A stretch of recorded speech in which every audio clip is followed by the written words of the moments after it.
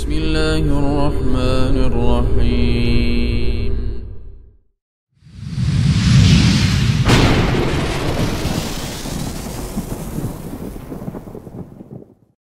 Bismillahirrahmanirrahim. Assalamualaikum warahmatullahi wabarakatuh. Innal hamdalillah nahmaduhu wa nasta'inuhu wa nastaghfiruh wa natubu ilaihi wa na'udzu billahi min shururi anfusina wa min sayyiati a'malina.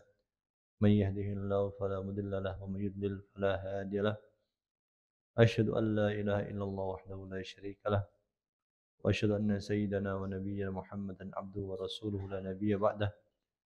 Nusalli wa nusallim ala habibina al-Mustafa wa ala rasulina al-Mujtaba Muhammadin sallallahu alaihi wasallam wa ala alihi wa sallam bi sunnati yaumiddin. Allahumma anfa'na bima 'allamtana wa zidna ilman tuqan ya rabbal alamin. Para jamaah yang dimuliakan Allah Subhanahu wa taala. Alhamdulillah wa syukur dengan izin dan karunia Allah kita bisa bertemu lagi di salah satu rumah Allah yang kita berharap pertemuan kita kali ini bisa memberikan efek yang baik ya, keberkahan untuk diri kita dan orang sekitar kita, karena apa yang kita pelajari adalah ilmu syar'i yang juga ini ditekankan oleh Allah Subhanahu wa taala dalam Al-Qur'an dan sunnah Nabi sallallahu alaihi wasallam. Para jamaah sekalian azallahu iyyakum, langsung saja karena waktu kita yang terbatas. Jadi kembali melanjutkan materi dari ilmu waris. Pada kesempatan kali ini kita akan bahas tentang rukun dari pewarisan ya. Rukun dari pewarisan. Sebagaimana dalam ibadah itu ada rukun, salat misalnya ada rukunnya, kemudian haji ada rukunnya, dan ibadah-ibadah lain ada rukunnya para jamaah sekalian, maka di pewarisan ini juga ada rukunnya. Rukunnya hanya 3 para jamaah sekalian. Rukun dari ilmu pewarisan ini ada 3. Yang pertama adalah muwarris atau pihak yang memberikan warisan. Ini yang pertama, pihak yang memberikan warisan. Yang kedua adalah ahli waris. Yang kedua adalah ahli waris. Dan yang ketiga adalah harta waris. Yang ketiga adalah harta waris. Jadi rukunnya ada 3, yaitu muwarris atau orang yang memberikan warisan atau jenazah atau mayit itu ya. Yang kedua adalah ahli waris. Dan yang ketiga adalah harta waris itu sendiri.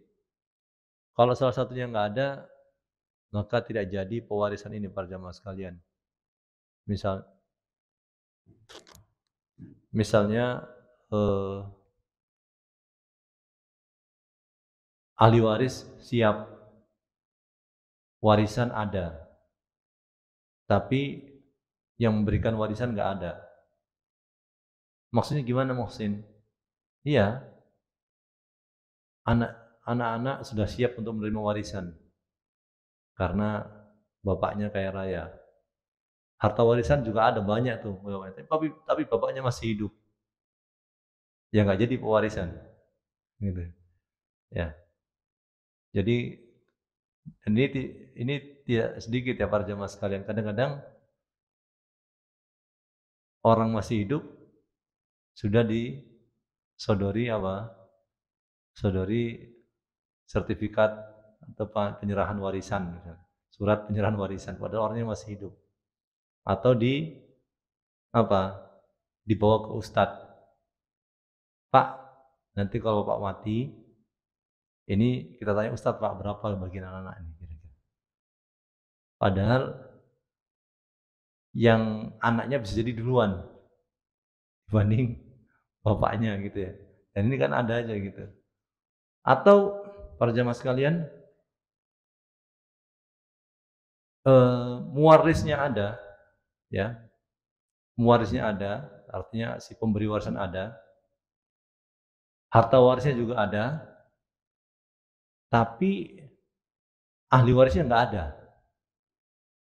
ahli warisnya nggak ada. Ahli warisnya nggak ada. Dan ini juga beberapa kali terjadi para jamaah sekalian. Ya, orang misalnya wafat ya di jalan dan tidak diketahui sosok dari fulan ini sehingga tidak bisa ditelusuri siapa ahli warisnya. Gitu. Ya, ini bisa terjadi juga. Atau yang ketiga kemungkinan para jamaah sekalian, si pemberi warisan ada, yaitu sudah meninggal, ahli warisnya juga ada, tapi harta warisnya nggak ada. Kenapa? Defisit karena utang. Ya, jadi nggak ada harta warisnya, yang ada apa? Memberikan utang, ya, mewariskan hutang. Kalau dalam yang kami tahu dalam hukum positif, mungkin kalau kami salah tahun dikoreksi ya, hutang itu juga diwariskan kepada, ini dalam hukum positif ya, hutang itu diwariskan kepada anak. Ya, tapi dalam yang kami tahu dalam syariat tidak begitu. Bapak punya hutang, kalau misalnya anak itu tidak ikut tanda tangan penjaminan, ya enggak mungkin apa anak itu dibebani utang yang memang bukan dia yang menikmati gitu. Ya. Kecuali kalau ada hitam di atas putih, anak ikut menjamin seperti KPR misalnya ya. KPR, kalau dikatakan KPR-nya syar'i, pihak developer atau pihak pembiayaan itu meminta anak ikut tanda tangan. Kalau bapaknya ini yang nyicil rumah ini wafat, maka bergeser cicilan ini ke anaknya. Ya, maka ini masalah lain. Tapi kalau hukum asalnya, hutang orang tua tidak bisa apa? Dialihkan ke anak. Wala taziru waziratu wizra ukhra. Ya, harus begitu ya para jemaah sekalian. Nah, itu tadi 3 rukunnya para jemaah sekalian. Ada syarat pewarisan. Ya, tadi rukun, sekarang syarat. Lama ya, seperti sholat ada rukun, ada syarat. Yang pertama adalah kematian dari orang yang memberikan warisan. Kematian dari orang yang memberikan warisan. Kematian dari orang yang memberikan warisan. Kematian dari orang yang memberikan warisan. Baik secara hakikat, baik secara hakikat, baik secara hakikat atau secara hukum. Ya, baik secara hakikat atau secara hukum. Nanti kami terangkan ya para jemaah sekalian. Ini penting ini ya. Yang kedua, syarat kedua, hidupnya ahli waris. Hidupnya ahli waris. Hidupnya ahli waris setelah meninggalnya pemberi warisan.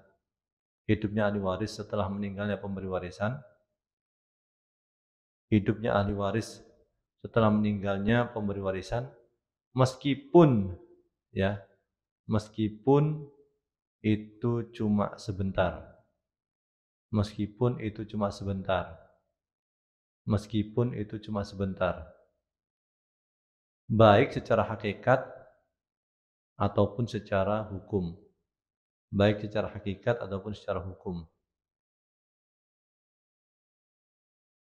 Yang ketiga, ilmu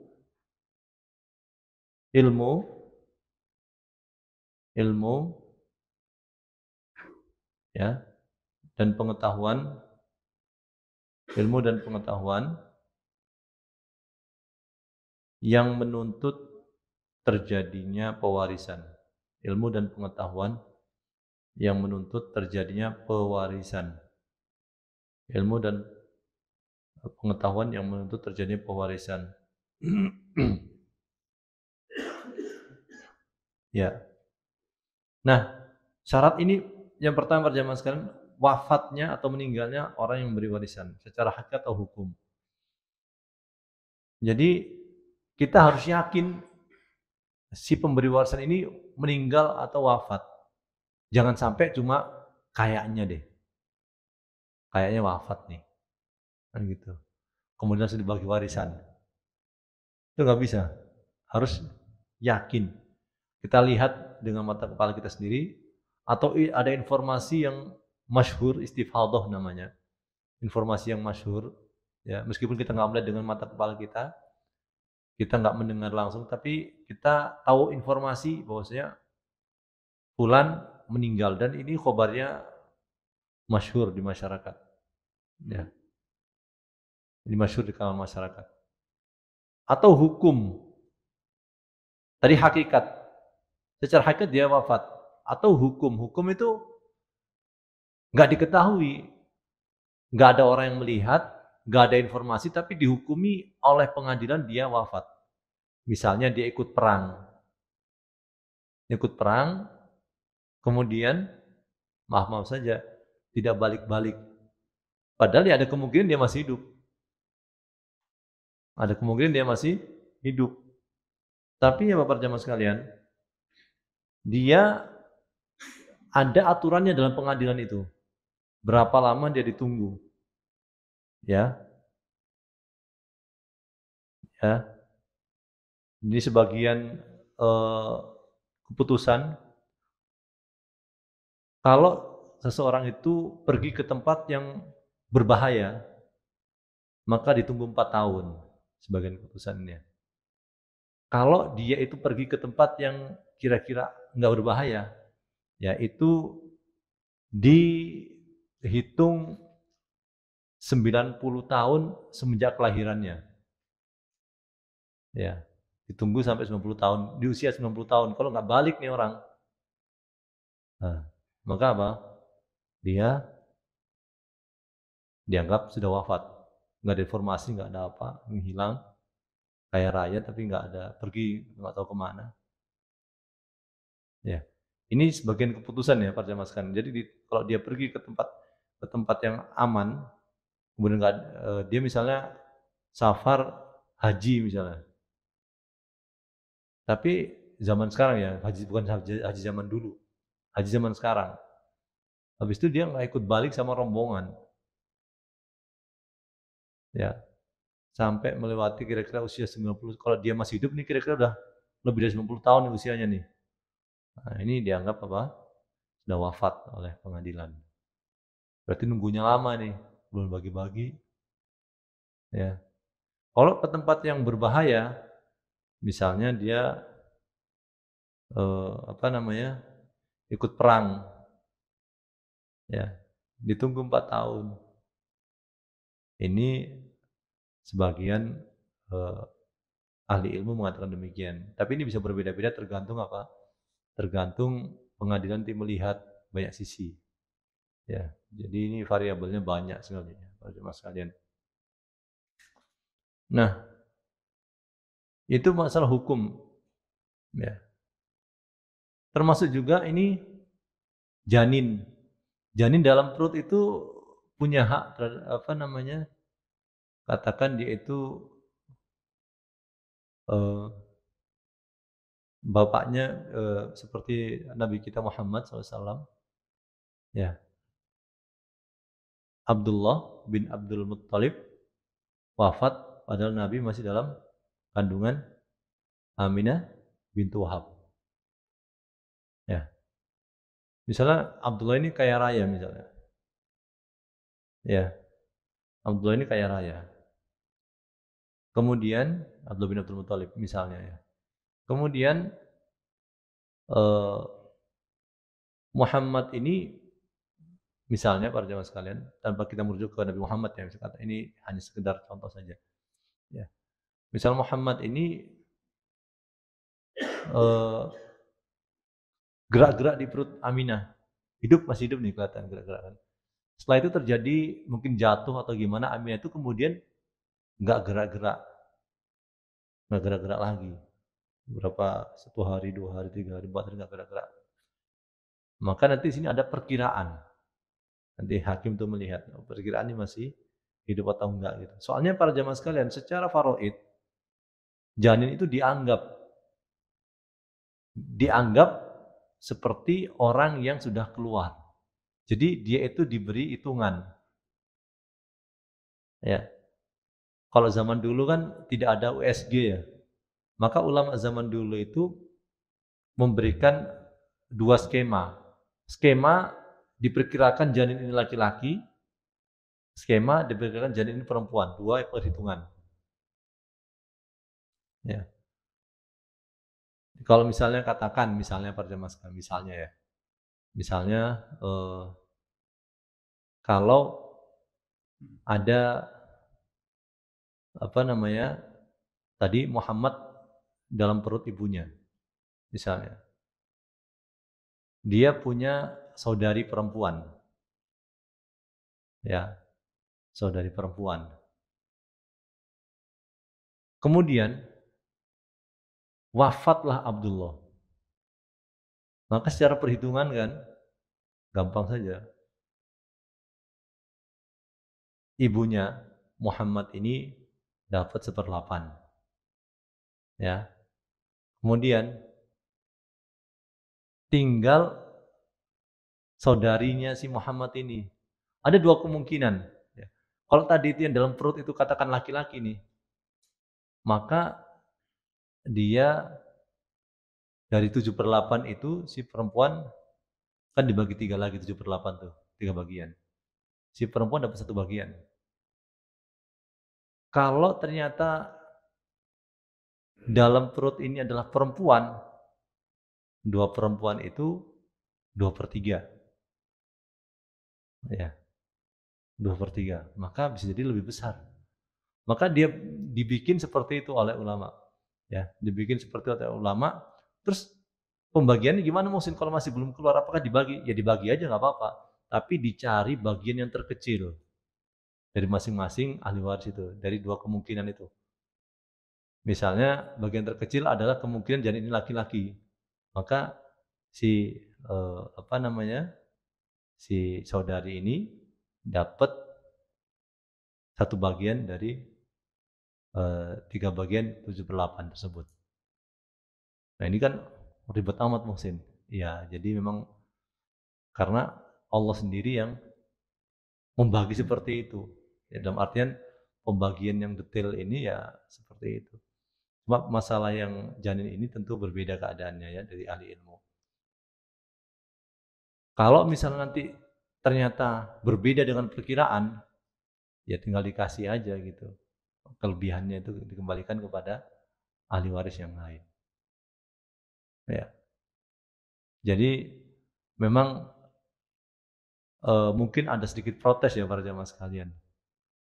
Kok kayaknya kadang-kadang secara logika nggak masuk di akal gitu. Ya, nggak masuk di akal. Anak yang nggak pernah datang, anak laki-laki yang nggak pernah datang untuk berbakti, kok tetap misalnya katakan dia tetap dapat warisan lebih banyak daripada anak perempuan yang berbakti, misalnya gitu.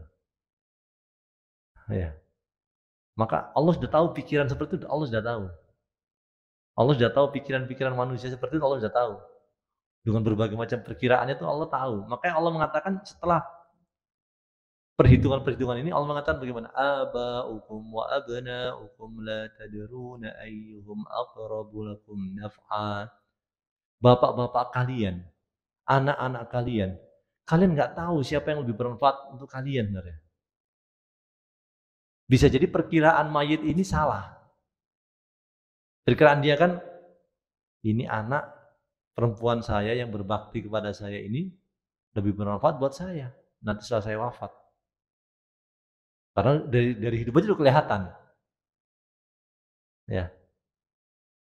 Anak laki-laki yang jarang berkunjung ke rumah, ini nggak bermanfaat buat saya nih di akhirat saya. Nah, itu perkiraan gitu. Karena udah kelihatan. Nah, maka ini dibantah oleh Allah. Kalian nggak tahu sebenarnya. Jadi ada hikmah selain sekedar manfaat. Jadi kita mainnya tidak main jual beli para jamaah sekalian. Dalam arti ini kita nggak bermain jual beli.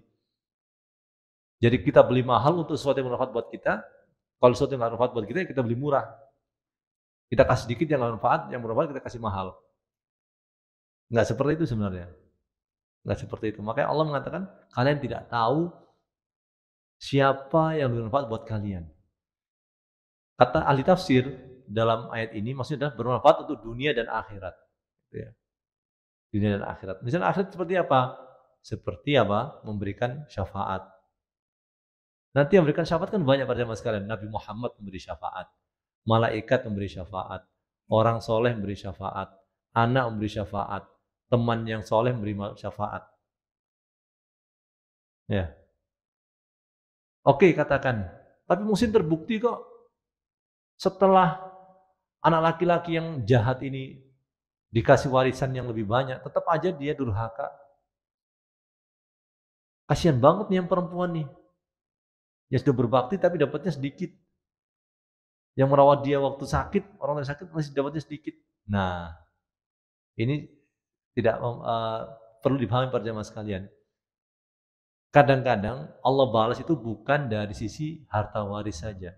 Bisa jadi si perempuan, anak perempuan yang berbakti ini dapatnya sedikit, tapi Allah beri dia keberkahan dan Allah rawat dia sebagaimana dia merawat bapak ibunya. Dan itu nggak sedikit ya para jemaah sekalian ya. Jangankan itu, orang yang nggak punya anak saja, kalau kita lihat dalam surveinya atau kita lihat di dunia nyata, apakah pasti orang yang nggak punya anak akan terlunta-lunta saat dia tua? Nggak tentu. Kalau dia baik, bisa jadi ada orang lain yang bukan anaknya yang merawat dia dengan baik. Buktinya apa Muhsin? Ya, kita lihat aja. Seperti dalam surat Al-Kahfi, ketika Nabi Musa dan Khidir itu apa? Mendirikan kembali tembok yang mau runtuh. Ya, tembok yang mau runtuh karena di bawahnya itu apa? Ada harta yang disiapkan untuk anaknya. Ya. Jadi nggak sedikit para jamaah sekalian. Jadi variabel-variabel ini yang kadang nggak dilihat. Yang dilihat adalah masalah hartanya saja. Padahal, ya sekali lagi, harta itu salah satu sebab kebahagiaan, bukan semuanya. Kita harus perhatikan ya. Harta itu adalah salah satu sebab orang itu berbahagia. Ya. Salah satu sebab, bukan semuanya. Buktinya Pak Muhsin? Ya banyak pada zaman sekarang. Itu orang kaya bunuh diri, ada yang bunuh diri orang kaya, padahal dia kaya raya, bunuh diri. Harusnya kalau harta itu adalah segalanya dalam kebahagiaan, maka nggak ada ceritanya orang kaya bunuh diri, itu nggak mungkin. Tapi faktanya, para jamaah sekalian, saya ingin kasih bukti lagi. Finlandia, negara yang dikatakan orangnya menurut hitung-hitungan internasional itu adalah negara yang penduduknya paling bahagia sedunia. Ya masalah duit berarti ya fine-fine aja gitu. Ini menurut perhitungan yang bisa dipertanggungjawabkan. Mereka adalah penduduk yang paling berbahagia. Tapi faktanya para jamaah sekalian, tingkat bunuh dirinya itu hampir mirip dengan Jepang. Nah, namun jangan salah paham, bukan berarti kalau begitu harta nggak penting Muhsin. Ya penting, cuma maksud kami adalah tidak menjadikan hal-hal yang lain itu sebagai hal yang tidak ada nilainya sama sekali gitu selain harta. Ya. Bahkan menurut penelitian sekitar yang 60 tahun melakukan, ada seorang peneliti yang melakukan penelitian beberapa dekade itu mengatakan di antara sebab orang itu berbahagia adalah karena hubungan sosial yang baik. Hubungan sosial yang baik dengan sesama gitu. Yang lainnya. Jadi sekali lagi ini pembahasan kita adalah salah satu sebab kebahagiaan, tapi bukan. Kembali ke pembahasan kita pada jamaah sekalian. Jadi syarat pertama adalah harus jelas wafatnya, ya, secara hakikat atau hukum. Makanya kan kemarin ada kasus yang kerangka ditemukan, di dalam kerangka itu ada uang yang cukup banyak. Nah, itu kan uang siapa itu nanti? Nah, itu dicari ahli warisnya. Gitu ya. Terus kemudian di Depok kemarin ada 2 orang anak dan ibu meninggal di kamar mandi. Itu kan udah tinggal kerangka, tinggal apa? Jenazahnya sudah cukup lama gitu ya. Nanti tinggal dicari siapa itu. Tapi udah jelas kematiannya gitu kan. Ya. Maka ini tidak bisa apa? Tidak bisa dipungkiri lagi gitu ya. Kemudian yang kedua, tadi hidupnya si ahli waris setelah wafatnya pemberi warisan, meskipun cuma sebentar. Maksudnya gimana? Ini kayak para jemaah sekalian, satu keluarga naik mobil. Ya, bapak nyetir, sampingnya anak. Ya. Maaf, naudzubillah min dzalik. Kemudian terjadi kecelakaan. Si bapak meninggal duluan. Ya. Kemudian 1 menit berikutnya si anak yang di samping ini. Maka statusnya para jemaah sekalian, ketika itu anak ini juga termasuk ahli waris. Ya, kenapa? Karena statusnya dia masih hidup saat si bapak wafat. Meskipun cuma 1 menit. Ya. Kalau sebaliknya para jemaah sekalian, yang wafat nih anak duluan, kemudian 1 menit berikutnya itu bapak, maka si anak nggak dapat warisan dari si bapak. Ya. Nanti efeknya gimana Musin? Efeknya ini panjang para jemaah sekalian. Seandainya si anak ini punya anak istri, itu nanti apa bagian? Dia kan punya cuma 1 menit hidup ya. Dia dapat bagian katakan misalnya nanti dia dapat sisa 100 juta. Maka anak istri dapat. Tapi kalau si anak laki-laki ini duluan wafatnya, kemudian baru bapaknya, yang kita lihat bisa katakan bapaknya yang kaya raya nih. Kemudian si bapak ini juga punya anak-anak lain yang nggak ikut di mobil itu, masih hidup semua tuh, anak laki perempuan. Maka apa? Si istri dari anak yang wafat ini di sebelah kiri dan anaknya, tadi cucu dari si mayit itu tidak mendapatkan warisan. Ya, efeknya seperti itu. Jadi 1 menit. Nah, terus taunya gimana Muhsin? Polisi sudah datang itu udah pada meninggal dua-duanya. Nah, nanti ada perkiraan ahli medis. Ya, perkiraan ahli medis, yang kan ada ilmunya gitu Pak Mas. Oh ini perkiraan wafatnya pukul sekian, yang ini wafatnya pukul sekian. Itu ada ilmunya di medis itu. Nah ini nanti menjadi bukti di pengadilan tentunya. Ya, kalau ada yang nggak terima ya bisa mengajukan ke pengadilan gitu tentunya. Jadi yang jelas harus hidup para jamaah sekalian. Ya, sama juga kayak di janin tadi, di perut ibunya janin ini. Kalau nggak gerak-gerak, ya sebelum ayahnya wafat dia nggak gerak-gerak, ya nggak dapat warisan. Gitu. Ya. Ini tanya jawab atau masih lanjut? Lanjut, oke. Ya, jadi meskipun cuma sebentar, hakikat atau hukum hakikat itu seperti apa? Banyak saksinya, atau hukum ini nanti diperkirakan oleh pengadilan. Ya, diperkirakan oleh pengadilan. Yang ketiga, al-ilmu bisab al-muqtadil irs. Ada ilmu dan pengetahuan yang menuntut terjadinya pewarisan. Jadi kita harus tahu pasti nih. Misalnya, ya, kita harus tahu pasti. Misalnya, para jamaah sekalian, Abdullah ini adalah anaknya Umar. Itu harus tahu pasti kita. Jangan sampai ragu, Abdullah ini anaknya apa bukan ya? Nah, itu. Orang masih ragu nih. Ada orang datang, ini saya anaknya nih, saya anaknya Umar. Nama saya Abdullah. Ya. Nah, ini menjadi sesuatu yang ragu. Perlu apa? Penetapan atau isbat an-nasab, penetapan nasab. Sini, ya.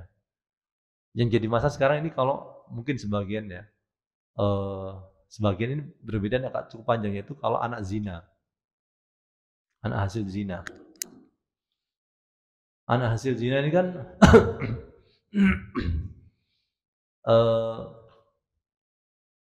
katakan maaf ya, laki-laki perempuan pacaran, fulan dan fulana pacaran. Kemudian karena melewati batas sehingga hamil dan melahirkan anak. Kemudian mereka nggak jadi menikah, masing-masing apa? Misalnya fulan ini kaya raya. Nah, anak hasil zina ini seperti apa ya? Secara hukum yang kuat Allah dalam itu nggak bisa mewarisi, meskipun nanti secara hukum positif bisa. Secara hukum positif bisa, tapi kalau secara syariat tidak bisa. Karena apa? Ini Nabi SAW mengatakan al-waladul firus wal akhiril hajar, itu. Intinya adalah anak zina itu ya, tidak bisa dinasabkan. Ini sebagian ulama itu mengatakan seperti itu. Ya. Maka ini jadi masalah gitu ya. Ya, jadi masalah. Dan tapi kita nggak boleh menuduh orang ya, para jamaah sekalian, kalau memang kita nggak punya bukti. Karena kan menuduh orang berzina itu kan berat ya. Di antara penetapan seorang berzina itu dari pengakuan pribadi. Ya. Kemudian apa? Ada saksi yang melihat langsung terjadinya perzinahan itu. Atau apa? Kemungkinan ya. Kemungkinan dari waktu kehamilan yang sangat pendek, itu misalnya. Katanya menikah, tapi baru 1 bulan udah melahirkan. Maksudnya ya itu nggak logis ya. Anaknya normal beratnya 3 kilo misalnya ya. Kemudian dikatakan bahwasanya ini anak hasil pernikahan yang agak susah gitu loh, secara logika agak susah. Baru sebulan menikah kemudian melahirkan tuh agak susah kita menyatakan tuh anak yang betul-betul anaknya gitu ya. Gitu. Tapi sekali lagi ini nanti berbeda hukumnya ya, masalah kalau jadi menikah ya, pezina laki-laki dan pezina perempuan jadi menikah sama pezina yang tidak jadi menikah. Meskipun akhirnya si laki-laki yang berzina dengan perempuan ini menikah, full dan belum menikah, tapi zinanya itu sebelum sebelum artinya jelas ada terjadi perzinahan ya, kemudian mereka akhirnya dinikahkan ya, kemudian dari si perzinahan itu lahir anak, maka tetap dia tidak dapat warisan dari bapaknya ya, meskipun memang terjadi pernikahan setelah itu. Cuma dari ibunya masih dapat gitu ya, dari ibunya masih dapat, dari ibunya dapat, tapi dari bapaknya tidak. Baik, ada pertanyaan para jamaah sekalian?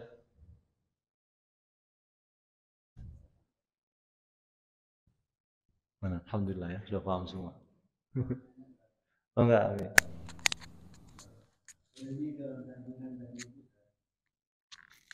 Itu hitungannya nanti setelah dia lahir, pas dia lahir ya. Apa dalam umur berapa? Misalkan baru hamil 1 bulan terus yang tinggal namanya nggak tahu baru punya anak 1 atau anak berat. Ya. Ya. Alhamdulillah. Jadi hitungannya gimana nih kalau anak itu yang jelas adalah kalau misalnya benar-benar terbukti ada kehamilan, maka di sini dihitung sudah dia berhak, nggak menunggu dia lahir. Terlebih zaman sekarang ya, ada USG, lebih mudah lagi tuh. Ya, ada USG bisa 3 dimensi, 4 dimensi, ketahuan tuh. Ya, lebih sederhana lagi masalahnya. Meskipun USG nggak 100% bisa valid ya dalam keadaan bisa menentukan laki perempuan. Tapi paling tidak Kalau dari sisi jumlahnya, 1, 2, atau kembar atau satu, itu lebih sederhana. Jadi penentuannya adalah saat dia dalam kandungan, artinya sudah jelas ada kehamilan, maka tidak apa, maka langsung dihitung. Ya kalau misalnya kan ada orang itu banci ngaku hamil misalnya, ya artinya orang nggak bisa ya banci sudah operasi ke Thailand ngaku hamil, nggak bisa dian. Tapi kalau jelas perempuan emang ada tanda kehamilan dan memang di USG ada janin, ya langsung dihitung dia.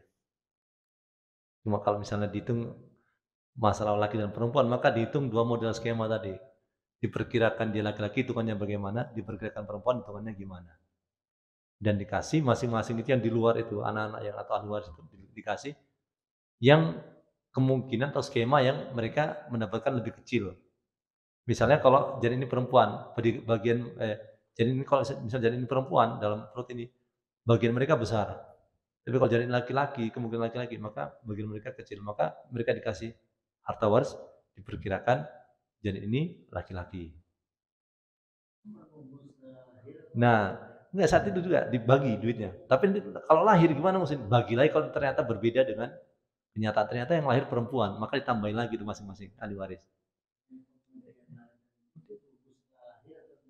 Saat itu juga, saat si apa namanya bapaknya itu wafat dan sudah selesai urusannya, nggak menunggu anak lahir, nggak. Tapi perbedaan nanti kan disimpan sebagian kan diperkirakan dia ini katakan apa namanya, katakan diperkirakan janin ini laki-laki, maka bagian mereka sedikit. Misalnya katakan kalau janin ini laki-laki, misalnya ada saudarinya dapatnya katakan 50 juta. Ya. Tapi kalau janinnya ini misalnya perempuan, misalnya dapat 70 juta, maka dia dikasih 50 juta. Ya, disimpan sisanya oleh orang terpercaya. Ya. Kan janin ini juga apa? Disimpan juga kan oleh orang terpercaya dari keluarganya.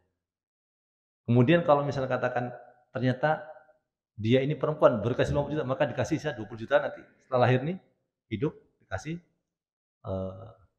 20 juta lagi si saudari ini. Begitu modelnya. Gimana ya? Saya kata.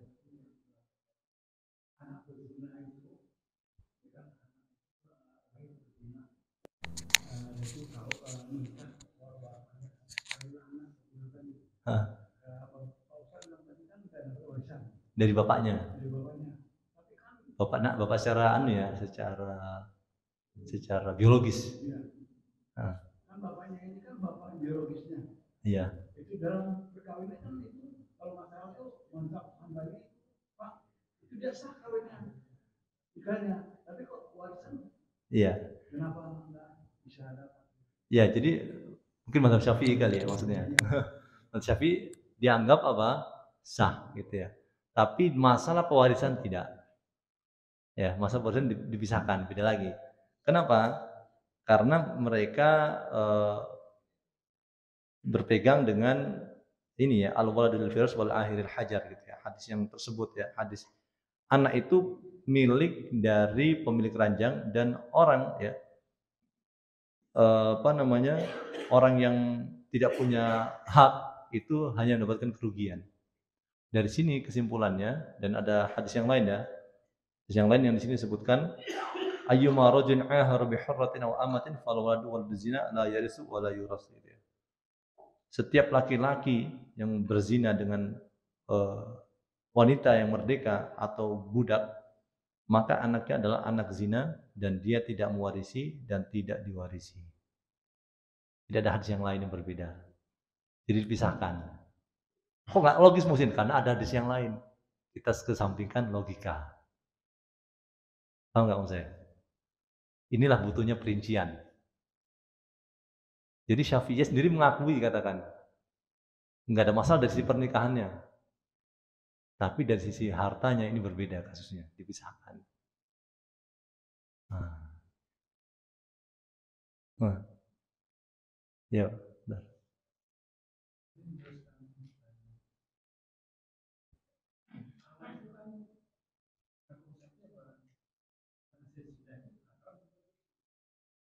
Ah, suci.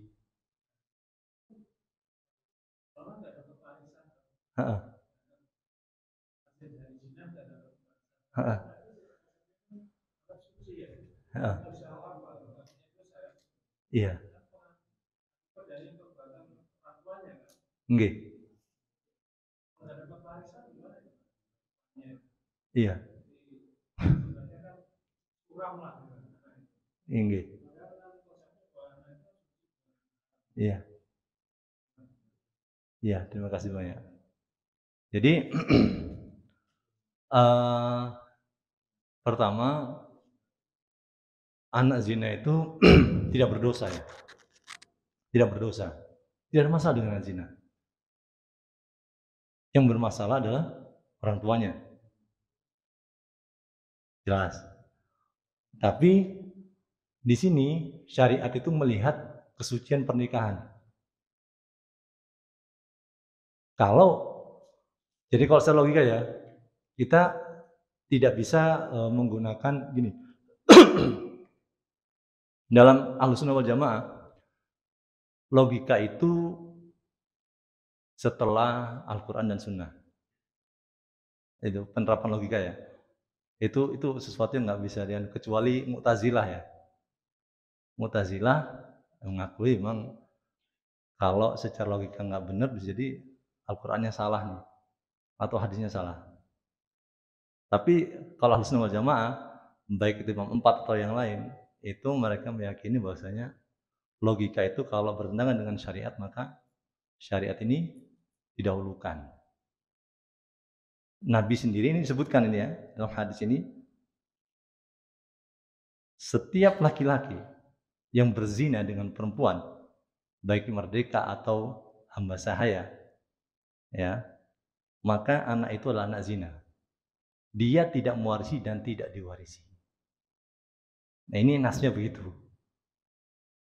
Jadi bukan, kalau gitu berarti kita konsepnya berarti secara hikmahnya mungkin syariat ini mensucikan sisi pernikahan.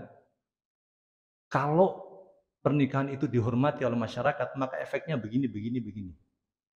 Kalau terjadi hubungan dalam pernikahan, maka ada hal-hal yang ada konsekuensinya yang diperhatikan. Cuma kemudian berikutnya, kalau gitu nanti kan dia nggak dosa nih secara logika.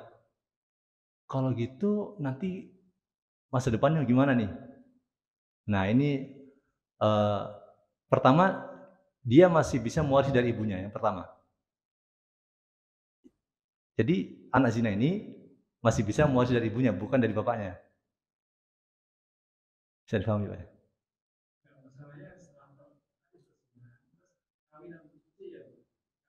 Heeh. Heeh.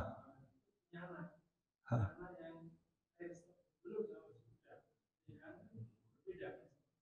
Iya. Iya. Iya, karena Nabi sendiri yang ngomong gitu. Bukan saya yang ngomong. Kalau Nabi gimana saya juga bingung. Tanya Nabi sudah berkuburan gitu, bingung juga saya. Iya. Iya. Gak usah itu. Kalau kita bilang logika, ngapain anak perempuan dikasih setengah? Itu aja sederhananya. Kan sama-sama manusia nih. Kenapa Allah kok seperti itu? Kok tega amat gitu, dolim amat gitu? Ya, gak susah juga kalau seperti itu. Tapi secara umum, ya, yang berikutnya saya ingin nggak usah begitu Pak ya. Masa depan seseorang itu ya memang secara logika matematika adalah kalau nggak punya harta dia katakan nih ibunya miskin, bapaknya kaya, dia nggak dapat warisan. Gara-gara zina. Maka kita secara survei, kita hitung-hitungan aja nih, kita orang berpendidikan ya. Kita bisa survei nggak, pastikan nggak? Pasti suram dia. Matematika oke secara logika, tapi kita harus sebagai orang berpendidikan, kita harus cek dulu di lapangan. Kalau kita mau adil ya, kita butuh jurnal nih. Ya, Anda berpendidikan, saya juga berpendidikan.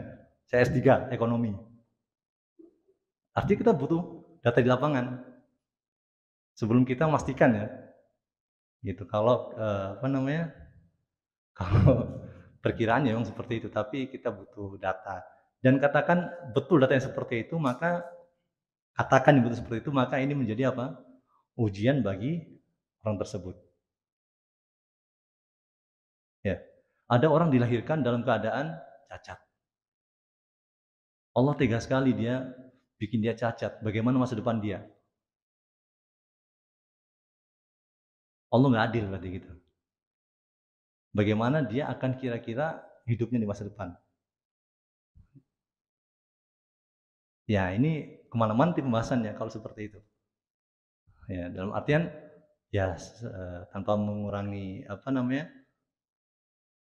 penghormatan kita kepada logika kita, tentu ada syariat yang kita junjung tentunya. Baik, gimana?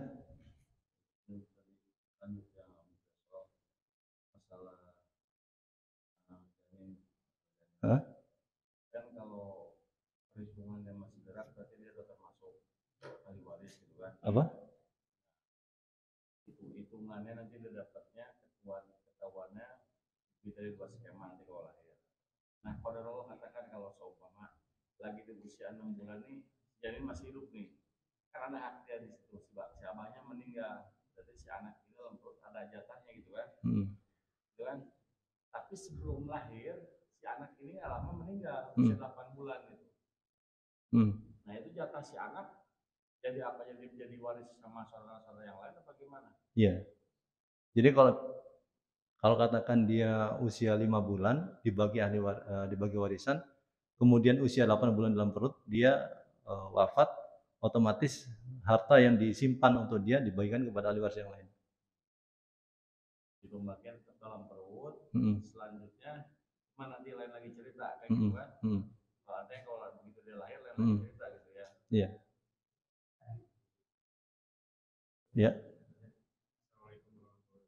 Assalamualaikum warahmatullahi wabarakatuh. Jika pewaris sudah meninggal terus urusannya selesai, berarti warisannya harus segera dibagi, segera mungkin gitu. Tapi misal warisan ini tertunda beberapa tahun karena memang mereka nggak tahu ilmunya gitu, itu bagaimana? Apa dosa juga karena menunda beberapa tahun bagian warisan? Terima kasih. Iya. Penundaan pembagian warisan itu bagusnya adalah warisan itu dibagi sesegera mungkin. Tapi kalau misalnya ada pihak-pihak yang memang mungkin karena ketidaktahuan ya sehingga ditahan, misalnya begini, ibunya masih hidup, ya suami bapak wafat, ibu masih hidup, kemudian anak-anak ya udahlah nanti ajalah harta bapak ditunda dulu sampai ibu wafat juga, misalnya begitu. Tapi ada satu saudara yang membutuhkan uang sehingga dia meminta haknya, tapi dilarang oleh yang lain karena dianggap tidak berbakti sama ibu, maka tentu di sini perlu apa? Ya perlu diskusi yang ilmiah ya. Dan tentu saudara-saudara yang melarang itu seharusnya kalau dia melarang, mungkin maksud kami adalah dia saudara-saudara yang melarang itu dia membayari haknya si orang yang menuntut. Bagusnya begitu, seharusnya. Kalau dia nggak membayari dan saudara yang butuh uang ini menderita, padahal dia punya hak karena ditahan, maka yang lain berdosa tentunya. Pihak-pihak yang menahan ini berdosa. Ya karena apa? Karena dia memang haknya di situ, tapi nggak diberi. Sama seperti orang ahli zakat, mustahik zakat. Dia benar-benar mustahik zakat, dia datang kepada lembaga zakat tapi nggak diberi, ya karena prosedur yang memang sebenarnya terlalu pelik ya, maka ini juga lembaga zakat bermasalah gitu ya. Karena dia zakat itu haknya orang fakir miskin, sama warisan juga haknya ahli waris. Siapapun yang menahan tanpa ada alasan syar'i tidak bisa. Kecuali kalau alasan syar'inya gini, rumah itu misalnya nggak kan susah jual rumah dan tidak bisa terjual, sedangkan saudara yang lain tidak mampu untuk menalangi gitu. Nah, maka ini alasan syar'i nggak bisa, memang gimana lagi, rumah nggak bisa dijual, bukan nggak mau, emang susah jual rumah gitu misalnya. Ya ini alasan syar'i, maka tidak ada yang berdosa situ. Tapi kalau memang sebenarnya bisa dibagi tapi nggak dibagi karena alasan yang tidak syar'i, maka ini tentu berefek dosa orang-orang yang menghalangi tanpa memberikan solusi tentunya. Gitu. Ya, amin.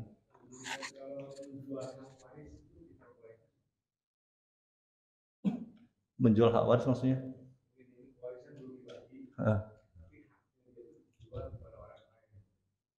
Misalnya hak dia saham di rumah misalnya. Misal saham dia di rumah warisan.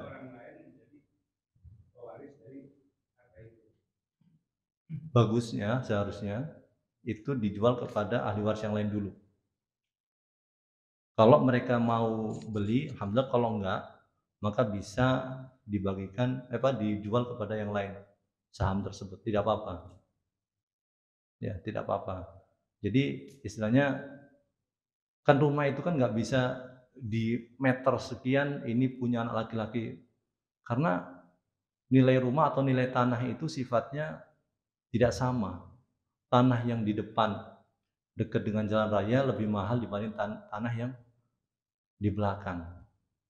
Ya, maka modelnya adalah saham yang sifatnya persentase gitu. Kalau dia jual kepada orang lain, maka dia harus menginformasikan kepada ahli waris yang lain. Gitu kali ini ya. Ada yang sudah paham ya?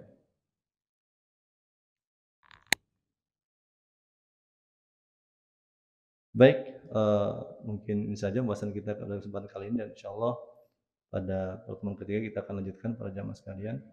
Dan kami meminta maaf apabila ada salah dalam ucapan maupun perbuatan. Tidak ada maksud untuk menyinggung siapapun para jamaah sekalian, dan kami berharap semoga Allah memaafkan kami, mengampuni kami, dan para jamaah memaafkan kami. Dan apabila ada yang benar maka dari Allah Subhanahu wa taala, apabila yang salah maka itu dari diri kami pribadi. Semoga Allah memberikan ampunan kepada kami dan memberikan koreksi kepada kami, dan kami doakan semoga para jamaah diberikan usia yang panjang oleh Allah Subhanahu wa taala dalam kesolehan, diberikan rezeki yang banyak dan keberkahan, diberikan kesehatan oleh Allah Subhanahu wa taala sehingga bisa beribadah dengan baik, dengan maksimal, dan semoga kita semua dengan begitu bisa mendapatkan kebahagiaan di dunia, di alam kubur, dan di akhirat kelak. Kita tutup dengan kafaratul majlis. Subhanakallahumma bihamdika asyhadu an la ilaha illa anta astaghfiruka wa atubu ilaik. Wassallallahu ala nabiyina Muhammad wa ala alihi wasallam. Wassalamualaikum warahmatullahi wabarakatuh.